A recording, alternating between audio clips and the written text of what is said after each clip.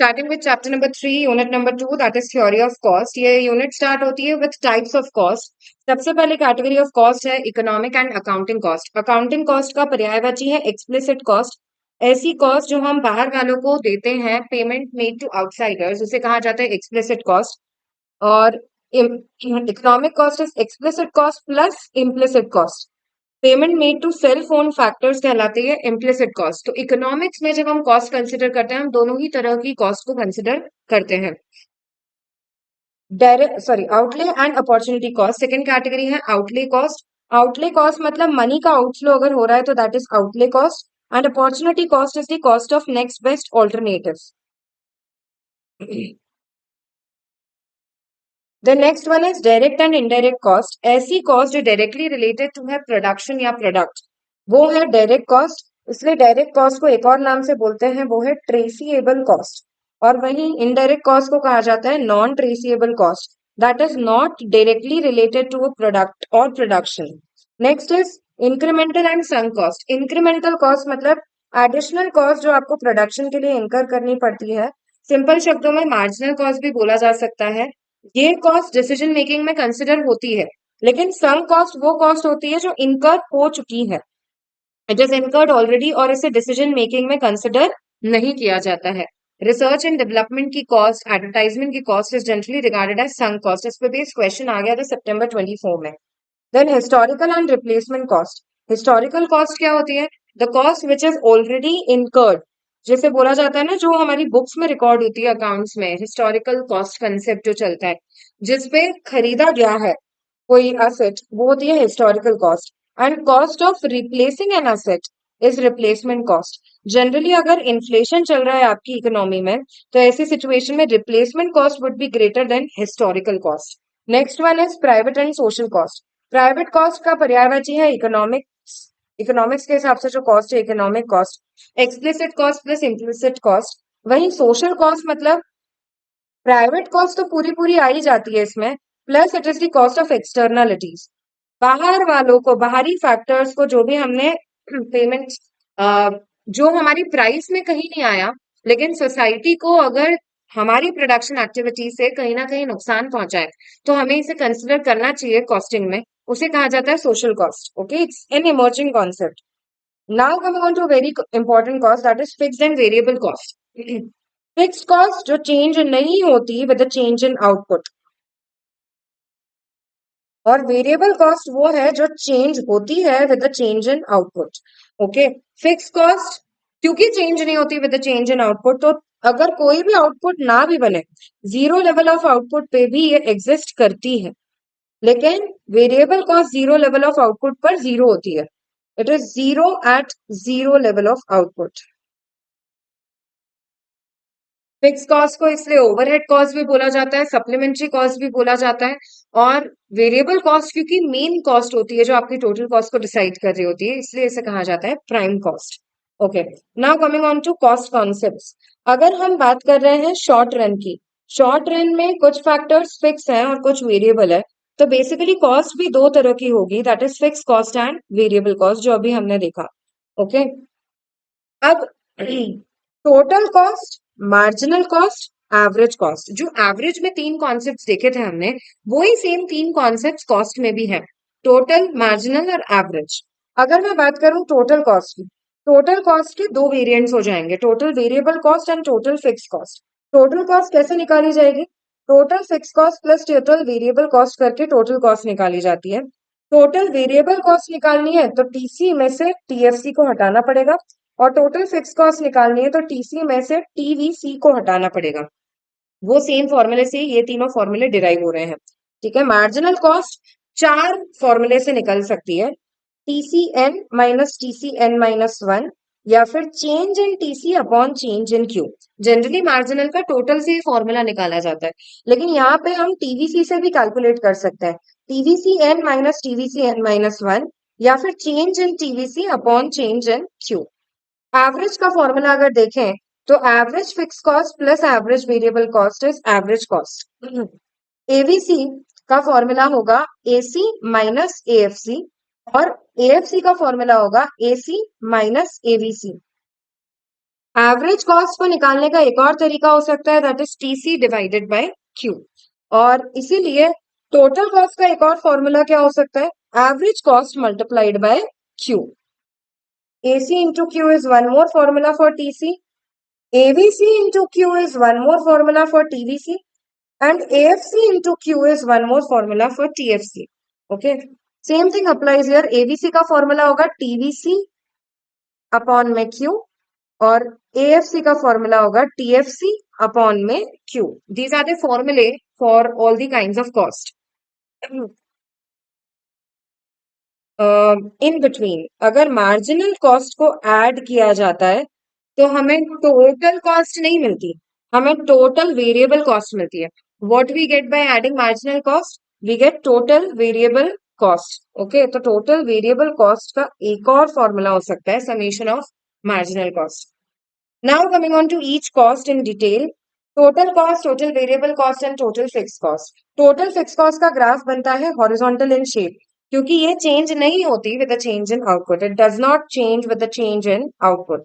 Okay, total variable cost की बात करें तो टोटल वेरिएबल कॉस्ट का ग्राफ बनता है इन्वर्टेड एस इन शेप, ये शेप कहलाता है इन्वर्टेड एस। ओके, पहले ये इंक्रीज होती है एट डिक्रीजिंग रेट और उसके बाद ये बढ़ती है इंक्रीजेस एट इंक्रीजिंग रेट। और ऐसा क्यों होता है, due to operation of law of variable proportions जो हमने प्रोडक्शन में पढ़ के रखा था। ठीक है, if you can just recall, marginal product का ग्राफ कुछ ऐसा होता था, बढ़ता है फिर कम होता है। वही मार्जिनल कॉस्ट का ग्राफ बिल्कुल ऑपोजिट काम करता है, it is a you shaped graph. Marginal cost का ग्राफ बिहेवियर बिल्कुल उल्टा होता है मार्जिनल प्रोडक्ट से। एमपी जब बढ़ेगा तो मार्जिनल कॉस्ट घटेगी और एमपी जब गिरेगा तो मार्जिनल कॉस्ट बढ़ेगी। ठीक है, तो दैट डिराइव फ्रॉम कि फंडामेंटल की टोटल वेरिएबल कॉस्ट पहले इंक्रीज हो रही है डिक्रीजिंग रेट क्योंकि मार्जिनल कॉस्ट गिर रही है और एमपी बढ़ रहा है। ओके, आईआरएफ का स्टेज में, और फिर डीआरएफ और एनआरएफ का स्टेज आ जाता है तो एमपी घटता है और नेगेटिव हो जाता है और इसलिए मार्जिनल कॉस्ट बढ़ती है। क्योंकि मार्जिनल कॉस्ट बढ़ रही है तो टोटल वेरिएबल कॉस्ट बढ़ेगी at increasing rate. Okay, now coming on to relation between TC, TFC and TVC.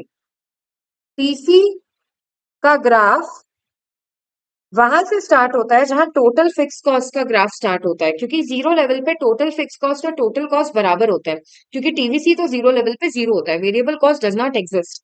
Okay, TFC is parallel to X axis, TC और टीवीसी दोनों ही इन्वर्टेड एस है।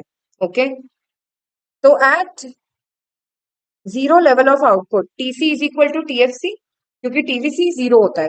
Then TC is TVC plus TFC, short run में इन दोनों को add करके निकाला जाएगा। और टीसी और टीवीसी के ग्राफ एक दूसरे के पैरेलल क्यों है, क्योंकि इन दोनों के बीच का गैप है कांस्टेंट। इन दोनों के बीच का गैप है ही क्या, टोटल फिक्स कॉस्ट, और वो रहता है कांस्टेंट, इसलिए दोनों ग्राफ एक दूसरे के पैरेलल बनते हैं। Coming on to next, fix cost. Average fix cost कैसे निकलता है, by the formula total fix cost upon quantity. Total fix cost क्योंकि कांस्टेंट रहता है तो जैसे जैसे आउटपुट बढ़ते जाएगा एवरेज फिक्स कॉस्ट कम होते जाएगा। तो average fix cost as you can see it is a downward sloping graph and it is convex to origin. ये डाउनवर्ड स्लोपिंग होगा और कन्वेक्स होगा टू ओरिजिन। इसका एक और नाम है दैट इज रेक्टेंगुलर हाइपरबोला।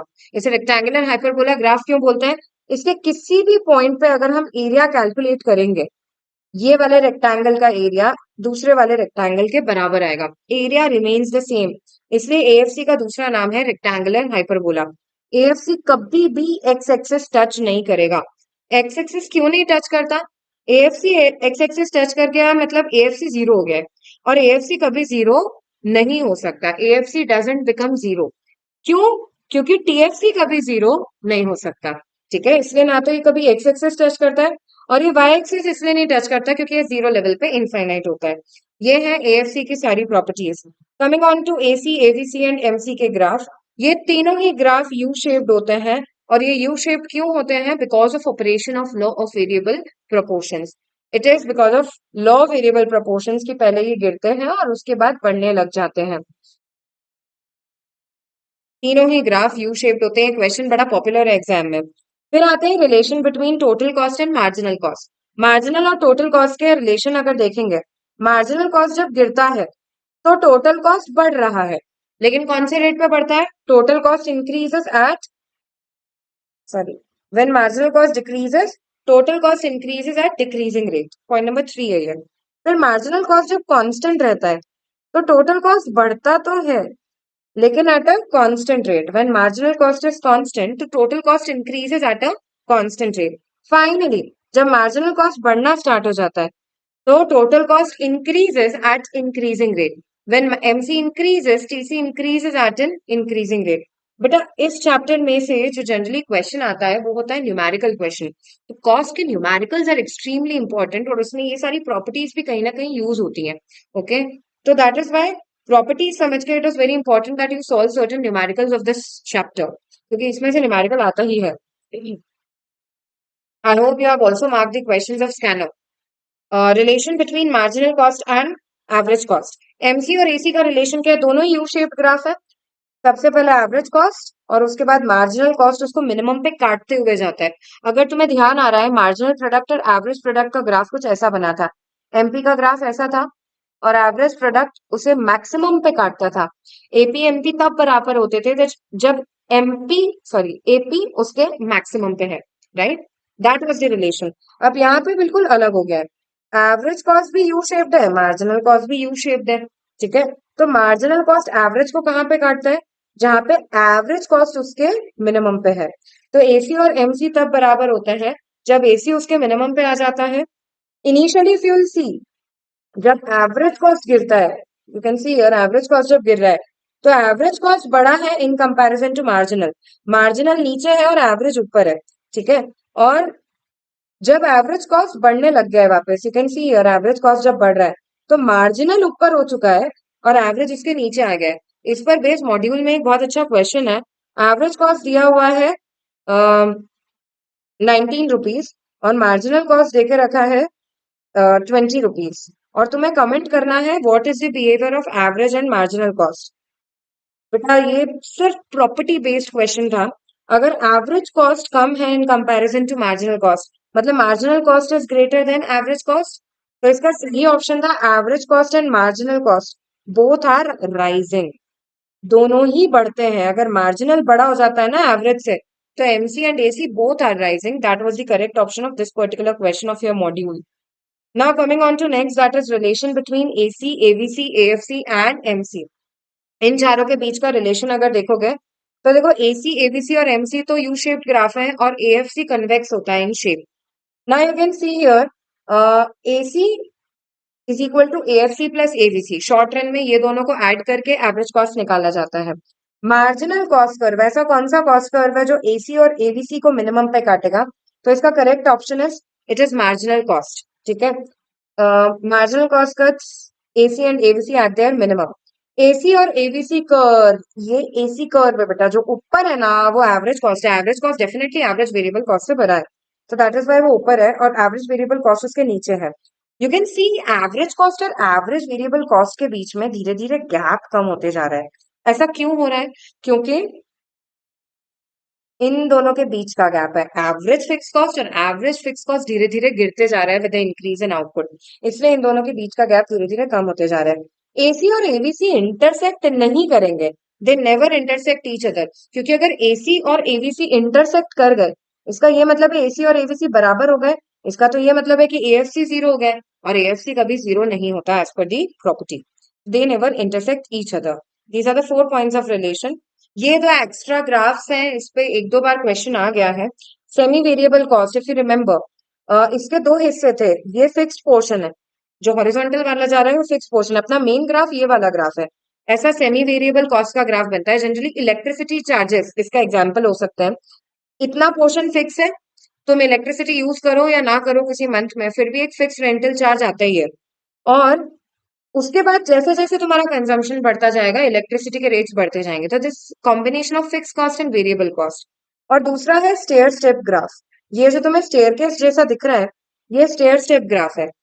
कुछ लेवल तक कांस्टेंट है, कुछ आउटपुट लेवल तक कांस्टेंट है, फिर अचानक से बढ़ जाता है। फिर कुछ लेवल तक कांस्टेंट चलता है, फिर अचानक से बढ़ जाता है।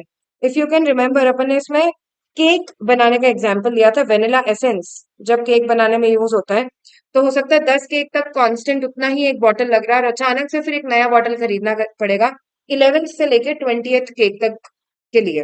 ओके, तो that is stair step graph. Finally coming on to last one, that is long run average cost.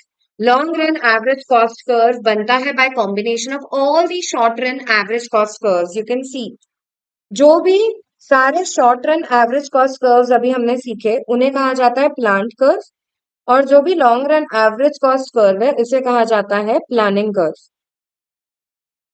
Okay, now in this you have to take decision कि हमें किस प्लांट से अपने ऑपरेशंस कैरी ऑन करने हैं। ठीक है, तो पहला ग्राफ यू कैन सी यहाँ पे एसएससी 1, 2 एंड 3 देके रखा है। एसएससी 1, 2 एंड 3 में अगर मैं ओ ए लेवल ऑफ आउटपुट बनाना चाहती हूँ तो मुझे कौन से एसएससी से प्रोडक्शन करना चाहिए। अगर मैं परपेंडिकुलर ड्रॉप करूं ओ ए लेवल ऑफ आउटपुट से, तो एसएससी 1 पे इंटरसेक्ट कर रहा है एच पे और एसएससी 2 पर इंटरसेक्ट कर रहा है एल पे। एसएससी 2 पर मेरी कॉस्ट ज्यादा है और एसएससी 1 में मेरी कॉस्ट कम लग रही है, तो definitely O A level of output बनाने के लिए एसएससी 2 में एच ए कॉस्ट लग रही है और एसएससी 1 में एल ए कॉस्ट लग रही है, तो मुझे एसएससी 1 से प्रोडक्शन करना चाहिए क्योंकि उसमें पर यूनिट कॉस्ट है कम। फिर एसएससी 2 और एसएससी 3 में अगर मुझे O D level of output बनाना है, if you see here O D level of output, SSC 2 और एसएससी 3 दोनों पे ये इंटरसेक्शन आ रहा है आर पे, तो मुझे एसएससी 2 से प्रोडक्शन करने में भी कॉस्ट आरडी लग रही है और एसएससी 3 से प्रोडक्शन करने में भी कॉस्ट आरडी लग रही है, तो मैं दोनों ही कॉस्ट कर्व से प्रोडक्शन कर सकती हूँ। अगर मैं ओसी लेवल ऑफ आउटपुट बनाना चाहती हूँ तो ओसी लेवल ऑफ आउटपुट पर एसएससी 2 से प्रोडक्शन करने में कॉस्ट कम है और एसएससी 1 से प्रोडक्शन करने में कॉस्ट ज्यादा लग रही है, एवरेज कॉस्ट ज्यादा है, तो that is why OC level of output में मुझे एसएससी 2 से प्रोडक्शन करना चाहिए। Now coming on to this main graph. Okay, ये long run average cost curve है जो बनता है as a tangent to all the short run average cost curves, क्योंकि ये tangent की तरह टच करता है सारे एसएससी कर्व्स को, इसीलिए इसे एनवलप कर्व भी बोला जाता है, या एनवलप की तरह कवर कर रहा है, और इसे यू शेप्ड ग्राफ भी बोला जाता है।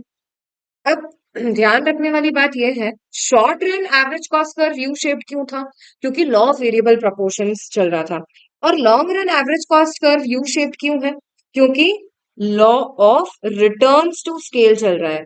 ध्यान है जो प्रोडक्शन में पढ़ा था, long run production function, right. इसका जो डाउनवर्ड स्लोपिंग रीजन है, डाउनवर्ड स्लोपिंग रीजन, बेटा इसमें एलएससी कम हो रहा है, डाउनवर्ड स्लोपिंग रीजन क्यों होगा, due to operation of IRS, और आईआरएस क्यों ऑपरेट होता है, due to economies of scale, ये अभी आने वाला है टॉपिक।